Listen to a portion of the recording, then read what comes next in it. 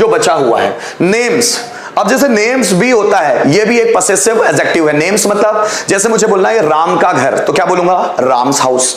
राम का नेचर, क्या बोलूंगा? राम्स नेचर। नरेंद्र मोदी की लीडरशिप क्वालिटी, कैसे बोलना होगा? Narendra Modi's leadership quality. मेरे पापा का नाम, माय फादर्स नेम।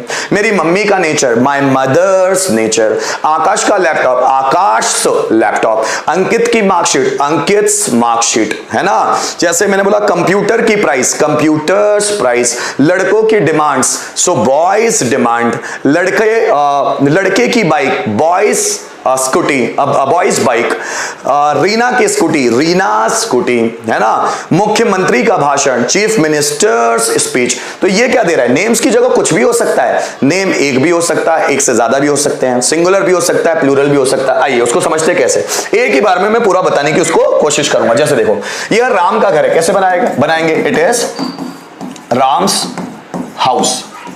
ये रीना की पायल है, सो दीज आर। अब पायल दो होती है तो इसलिए दीज आर लगाना पड़ेगा। ये रीना की पायल है, so these are Reena's anklets.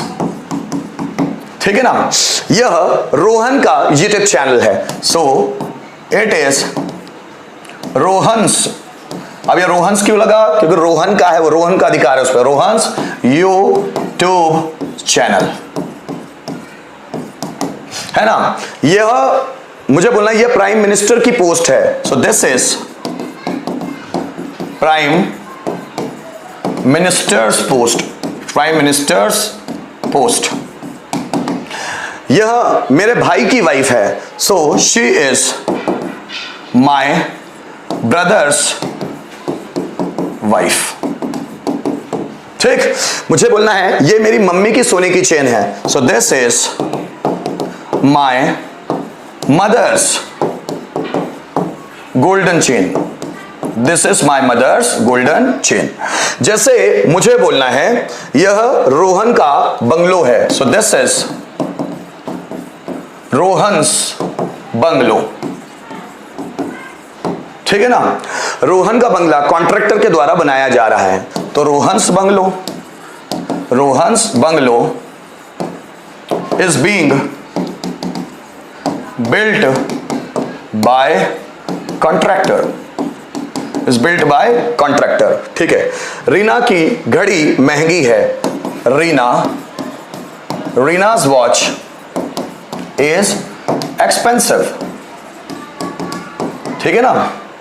मैंने बोला मिस्टर शर्मा की सोच पॉजिटिव है, सो मिस्टर शर्माज एपिस्ट्रॉफी लगेगा, mister Sharma's thinking, mister Sharma's thinking is positive.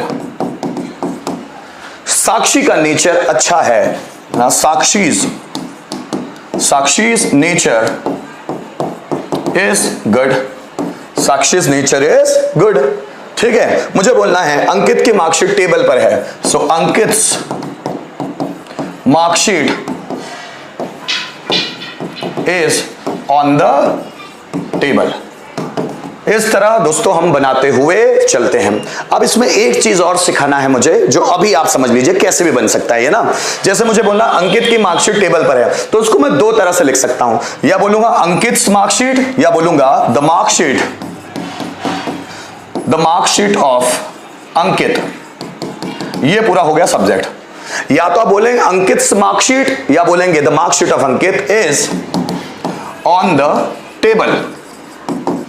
जैसे देखो, मैंने बोला अंकित का चश्मा बैग में है, क्या बोला मैंने? अंकित का चश्मा, so Ankit's specs is in the bag, Ankit's specs is in the bag. ये इसको उल्टा भी बना सकता हूं, the bag of Ankit, the bag of Ankit is the bag of Ankit, sorry Ankit का स्पेक्ट ना, the aspect of Ankit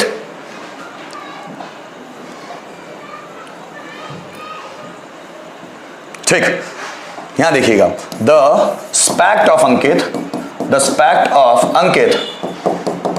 is in the bag. फिर ध्यान दीजिएगा, जैसे मैंने बोला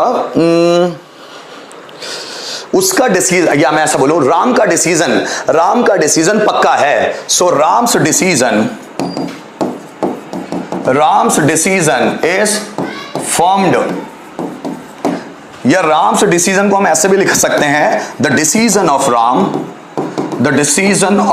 Ram is formed.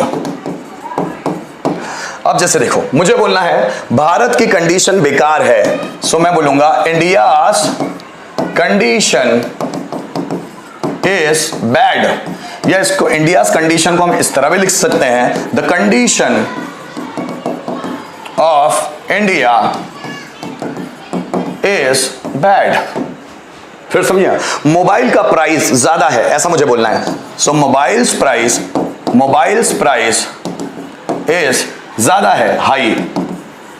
So mobiles price is high, इसको हम उल्टा भी लिख सकते हैं, the price of mobile is high.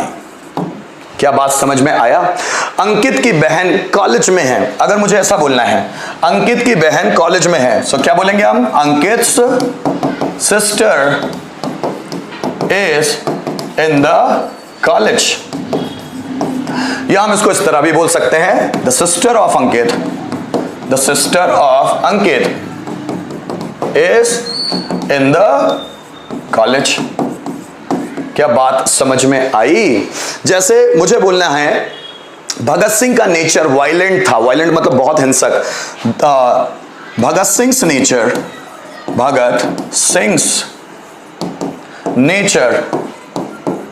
Was violent. Bhagat Singh का नेचर कैसा था? वायलेंट था। तो हम भगत सिंह नेचर को ऐसा भी लिख सकते हैं, the nature of Bhagat Singh was violent. इस तरह भी हम बना सकते हैं, मतलब उसको उल्टा कर सकते हैं। जैसे भारत की कंडीशन, सो हम बोलेंगे इंडियाज कंडीशन, तो उसको द कंडीशन ऑफ इंडिया भी बोल सकते हैं। मोबाइल का प्राइस, तो क्या बोलेंगे, मोबाइल्स प्राइस, या बोल सकते हैं द प्राइस ऑफ मोबाइल। दोनों तरह से हम उसका सब्जेक्ट बना सकते हैं। इसी तरह सिंगुलर सब्जेक्ट के साथ भी इस्तेमाल हो सकता है। सिंगुलर सब्जेक्ट कैसे, देखिए, जैसे मुझे बोलना है मेरी मम्मी का nature, so my mother's nature. तो अब मेरी मम्मी कितनी है? एक है, so my mother's nature. Singular subject के साथ भी एपोस्ट्रोफ लगा के, जैसे मेरी मम्मी का नेचर अच्छा है, so my mother's nature is good. ऐसा मैंने बनाया। मैं उसको उल्टा भी लिख सकता हूं, the nature of my mother is good. ठीक है ना? फिर सिंगुलर के लिए लेता हूं, मेरे पापा की कार नई है, so my father's car is new, या इस माय फादर्स कार को उल्टा भी लिख सकता हूं मैं, the car of my father is new. ठीक है ना? एक सेंटेंस और लिखता हूं, जैसे मेरी बहन का नाम राधा है, so my sister's name is Radha. ठीक है ना? इसको हम उल्टा भी लिख सकते हैं, the name of my sister is Radha. ठीक है ना? मुझे बोलना है मेरा फ्रेंड का भाई 10th क्लास में है, सो मेरे फ्रेंड का भाई, so my friends brother is in class 10th, ऐसे बोलते हैं। या इसको हम उल्टा भी लिख सकते हैं, the brother of my friend is in class 10th। तो दोनों तरह से लिख सकते हैं, ऐसा भी लिख सकते हैं एपोस्ट्रोफ में, और विदाउट एपोस्ट्रोफ में उसको उल्टा करके ऑफ लगा के लिखना पड़ता है। जैसे भारत की राजधानी, तो हम क्या बोलते हैं, इंडियाज कैपिटल, या उसको उल्टा भी लिखा सकता है, capital of India. Madhya Pradesh की राजधानी, सो मध्य प्रदेश मतलब MP is capital, the capital of MP. मुझे बोलना है बैंक का मैनेजर, सो हम बोलते हैं बैंक्स मैनेजर, या ऐसा भी बोला जा सकता है, the manager of the bank. ठीक है? इसके साथ साथ प्लूरल सब्जेक्ट के लिए देखना दोस्तों, प्लूरल सब्जेक्ट के लिए जैसे मुझे बोलना है लड़कों का नेचर। अगर मुझे बोलना है एक लड़के का नेचर, तो क्या होता है, ध्यान दीजिएगा, लड़के का नेचर अच्छा है, लड़के का nature, boys nature is good. तो कितने लड़के हैं यहां? एक है, तो इसलिए मैंने बॉय के बाद एपिस्ट्रॉफ लगा के एस लिखा। Boys nature is good. अगर मैं बोल रहा हूं लड़कों का नेचर अच्छा है, बहुत सारे लड़कों का, तो अब लड़के क्या है? बॉयज। अब कहां लगाएंगे एपिस्ट्रॉफ एस? अब एपिस्ट्रॉफ एस नहीं लगाएंगे, सिर्फ एपिस्ट्रॉफ लगाएंगे। बॉयज, लड़कों का नेचर अच्छा है, तो बॉयज नेचर आर गुड। पता है क्यों लगाया हमने? कोई भी ऐसे काउंटेबल नाउन जो प्लूरल है और प्लूरल में उसको प्लूरल बनाने के उसके साथ एस लगाए, तो फिर आप उसमें एपिस्ट्रॉफ एस नहीं लगता, सिर्फ उस एस के पीछे ही एपिस्ट्रॉफ लग जाता है। कैसे? फिर ध्यान दीजिएगा। जैसे मुझे बोलना है लड़की का नाम राधा है, so girls name is Radha. कितनी लड़की है ये? एक, तो इसलिए मैंने एक के बाद एस लगा दिया है। पर अब मैं बोलूं लड़कियों का नाम राधा और रीना है, अब लड़कियां कितनी है? दो। लड़कियों का नाम तो क्या लिखूंगा? गर्ल्स। पहले गर्ल्स लिखूंगा, उसके बाद एपिस्ट्रॉफ लगाऊंगा। So girls names are Radha and Reena अब देखो मुझे बोलना है मोबाइल महंगा है। क्या बोलना है मुझे? मोबाइल महंगा है, सो मोबाइल इज, महंगा है को क्या बोलेंगे हम? एक्सपेंसिव।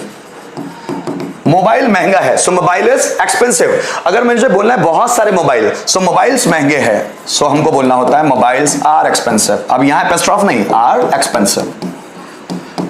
ठीक है, अब देखो मैंने सेंटेंस क्यों बनाया? मोबाइल की क्वालिटी अच्छी है, तो क्या बोलूंगा मैं? Mobiles quality is good. अब मोबाइल लिखा था या, तो इस लगा मोबाइल की क्वालिटी, मोबाइल्स क्वालिटी। अब बहुत सारे मोबाइल्स की क्वालिटी, मतलब जितने भी मोबाइल मुझे दिखाए गए, मोबाइल्स की क्वालिटी अच्छी है, तो क्या लिखाऊंगा मैं? मोबाइल्स